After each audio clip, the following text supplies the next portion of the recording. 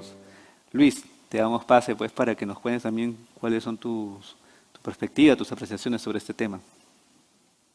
Francisco, antes que nada quisiera saludar y además eh, agradecer a Virtual Educa por la invitación y por supuesto la iniciativa 2030, que tiene mucho proyecto. Reiterar mi satisfacción de compartir este panel con Patricia, siempre ella tiene conceptos muy profundos, ya la conocía yo, y con Andrés, que es un rector brillante en la educación peruana. Eh, Fíjese, yo quisiera abordar este tema eh, primero compartiendo una data que me parece relevante. Es un informe reciente de hace un par de meses nomás del Instituto de Estadística de la UNESCO, que señala que el Perú es uno de los 3 países en Latinoamérica que no cuenta con planes educativos que tengan propósitos u objetivos específicos. Es serio el tema, ¿no? Es cierto que se habla de un plan educativo para toda la educación, no solo la superior, ¿no? Pero ahí hay un tema, digamos, que preocupa. En Latinoamérica hoy tenemos 35 millones de jóvenes cursando la educación superior. En el Perú probablemente estemos alrededor de los 2 millones. El 50% de los empleadores en Latinoamérica expresan muchos inconvenientes para poder tener talento humano para reclaman mucho eso. Más del 50% en Latinoamérica tiene empleo informal. En Perú eso pasa al 70%. Son digamos, aspectos claves, data importante sobre la cual hay que hacer algún tipo de propuestas o retos como está difundiendo en este evento, ¿no?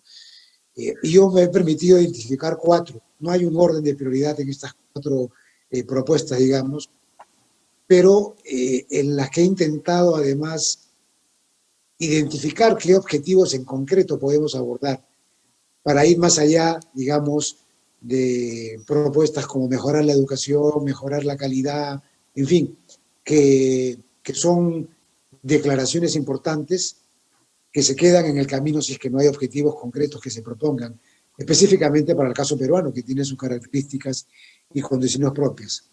En ese aspecto, el tema de la digitalización, el tema de la redefinición de la relación entre la universidad, Estado, la empresa, el tema de calidad y como cuarto el tema del financiamiento, a mí particularmente me parecen especialmente voy a comenzar por el segundo, por el tema de relacionamiento entre la universidad, el Estado y la empresa, porque está muy vinculado con algo que comenzó a explicar muy bien Patricia, que es el tema de la crisis de confianza.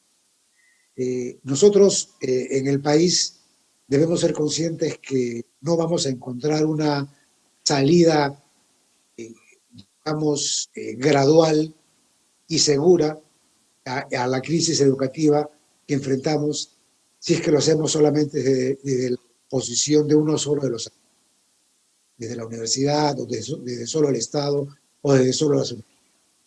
Yo no creo que eso funcione si es que no hay una alianza sincera. En algún momento recuerdo haber asistido a un evento que se denominaron la Triple Hélice.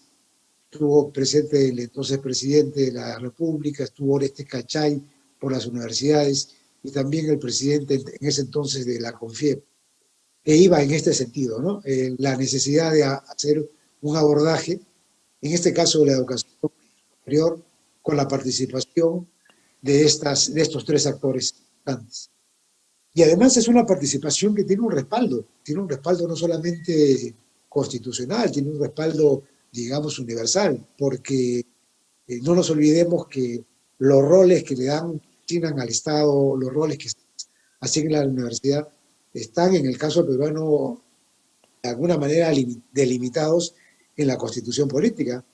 La Constitución política se refiere al Estado en función de las políticas públicas, le asigna un rol coordinador. Fíjense, es importante tener eso en cuenta porque el rol coordinador implica que hayan otros actores que participen en la construcción de las políticas públicas. Si el Estado cree y se autotitula el dueño de la educación por el concepto de servicio público, que solo corresponde brindarlo a las entidades públicas, si entendemos eso como servicio público, entonces también aceptaríamos de que sea el Estado que prepare los mayores instrumentos públicos o las políticas que rijan el destino de nuestra educación. Pero no, el Estado, la Constitución tiene un rol coordinador. En ese rol coordinador, efectivamente, yo incluyo la rectoría porque alguien tiene que asumir un papel de organización, un papel de ordenamiento, y creo que ese papel, digamos, se destacó con motivo de la última reforma, la que se conoce como la Ley Universitaria 2014, y en donde el Estado asume un rol que de alguna manera había perdido. Eso me parece bien, pero eso no debe llevarnos a entender de que el Estado es el mayor actor o el principal actor o el único actor. No es así. Hay un grupo de actores, todos tienen que participar, y cuando se entienda que esa efectivamente es una manera de abordar las cosas, creando, construyendo y generando confianza, vamos a entender que este tipo de medidas, como Patricia y Andrés también han anunciado, de esta resolución viceministerial número 76 del viceministro de Educación, que pide de manera sorpresiva e irresponsable que regresen a una presencialidad cuando ya las universidades han definido cómo van a dictar para el segundo semestre, y cuando ya la SUNEDU, que es el organismo a cargo, señaló que iba a continuarse con una modalidad dependiendo de la decisión de las universidades y en ejercicio de su autonomía, cómo iban a aplicar la presencialidad y virtualidad, y una contradicción del propio Estado, porque el Estado estaría entendiendo que es el actor principal y que por tanto pone la regla del juego, la define y a menudo se equivoca. Por eso me parece relevante decirle al Estado: tú tienes un rol rector, eres un coordinador, hay otros actores que participan, construye con esos actores, y no te olvides, cuando tú señalas y defines los lineamientos académicos, los haces de manera general. Son lineamientos académicos generales, porque los específicos están en el ejercicio de la autonomía de las propias universidades. Y no te olvides que cuando tú señalas que tienen que cumplirse determinados requisitos para prestar el servicio educativo, son requisitos para habilitar el ejercicio de la actividad educativa. Son requisitos mínimos. Lo que hace la SUNEDU es verificar condiciones mínimas para poder brindar el servicio educativo. Entendido así el rol, es fácil entender entonces que hay que hacer unas correcciones. Todo este tema abarca en esta propuesta de redefinir esta relación entre universidad, Estado, incluyendo el Ministerio de Educación, por supuesto, y la empresa, que tiene mucho que decir, porque la empresa es la que va a permitir justamente que esos porcentajes de informalidad crezcan, y porque es además el espacio en donde van a acudir nuestros egresados de las universidades y de los institutos cuando terminen las universidades. Hay que darle, por tanto, las competencias que las empresas están reclamando. No solamente para realizar la actividad laboral, sino para construir los currículos. Esas mallas curriculares tienen que tener también una mirada de la empresa, son los que te van a decir qué clase de competencias y habilidades van a requerir nuestra gente que está en la educación superior. El otro tema es el de la digitalización. Y esto nos ha traído una moraleja y además, calada de orejas instituciones públicas, específicamente al Ministerio de Educación. Yo recuerdo que cuando abordábamos este tema con el ministro Benavides, en su momento él no era de los que pensaban que la digitalización era un problema. Y efectivamente, mucha gente miraba la educación a distancia como algo que no era posible, como algo muy lejano, a pesar que en otros sistemas del mundo, como en el sudeste asiático, por ejemplo, hace rato que estaban con la digitalización y con las sustentaciones, inclusive de los grados y títulos académicos, con temas de robótica y muy avanzados. Son los sistemas que menos sufrió con la pandemia, fueron ellos. Nosotros no, en cambio. Nosotros sufrimos muchísimo, tanto sufrimos que muchas universidades públicas han perdido 1 o 2 semestres en el año 2020 porque no están justamente con las prácticas de digitalización. No ha sido las propuestas que se hicieron desde los actores, que hicimos desde los gremios más relevantes en la educación para poder entrar a una educación a distancia y, digamos, levantar ese límite que había anteriormente en cuanto a la educación pregrado del 50% de distancia. No había porque no se entendían esas razones. Ha sido la pandemia la que, de otras cosas, ha traído eso. Porque esa es una bondad que ha traído la pandemia con una digitalización obligada. Es cierto, al principio con muchos problemas, no nos olvidemos de todos esos reclamos que había de los estudiantes, de los padres de familia. Ya no se escuchan esos reclamos, ya no existen esos reclamos. Hay plataformas que se han creado, docentes que se han capacitado, estudiantes que ya no quieren estar transitando 1 hora y media de ida y 1 hora de regreso para tener una educación presencial, porque estamos ya en la época de la educación híbrida. Las universidades, los institutos, escuelas de educación superior, ya licenciadas, ya deben de ejercer cierta autonomía para poder ver según cada programa qué porcentaje de virtualidad y qué porcentaje de presencialidad. Los propios estudiantes están permitiéndolo.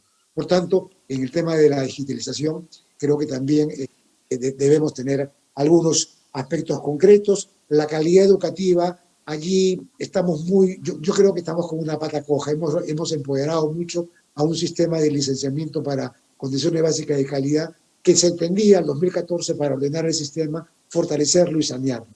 De 145 han quedado 94, 95 universidades, se ha ido la tercera parte, no deben regresar las que ya se fueron, absolutamente no, pero las que están ya cumplieron condiciones básicas de calidad. Dales, por tanto, esa confianza y olvídate del fantasma de la ANR, que lo que ha hecho es deteriorar la figura del rector, que es la máxima autoridad académica de un país y que tenga participación, que tiene mucho que decir en cuanto al sistema educativo. Y no nos olvidemos que al empoderar a la SUNEDU, simultáneamente, a pesar que la ley universitaria ordenó, mandó y puso que se reorganizara y fortaleciera el sistema de acreditación del CNEACE, no se hizo, se descuidó. Un descuido estatal de 8 años que lo que ha hecho es justamente evitar que ese otro sistema, que sí apunta a la mejora de la calidad, porque los procesos de acreditación involucran a toda la comunidad educativa y crecen los procesos y se instala la mejora continua,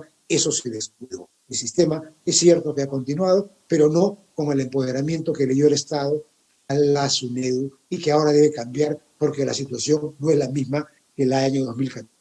Y en cuanto al financiamiento, termino con el tema del financiamiento, mencionando expresamente que el Estado tiene que tener una mayor disposición para priorizar el presupuesto de los gastos públicos en educación. Creo que es indispensable, y sobre todo para las instituciones públicas, que haya una mayor participación en gastos públicos, aún digo, a expensas de otros sectores, pero que se le asigne a la educación. Nosotros apenas llegamos al 3.9% del PBI, uno de los más bajos de la región. Y todo esto nos lleva a establecer objetivos concretos como por ejemplo en el tema de calidad, establecer al 2030 cuántas instituciones van a acreditarse, o con el tema de institutos y escuelas de educación superior, establecer un número concreto de licenciamientos, de acreditaciones, que creo que van a ser muy útiles para poder fortalecer el sistema en su conjunto. Eso es lo que, con el tiempo que me ha asignado, puedo adelantar. Gracias. Muchas gracias, Luis.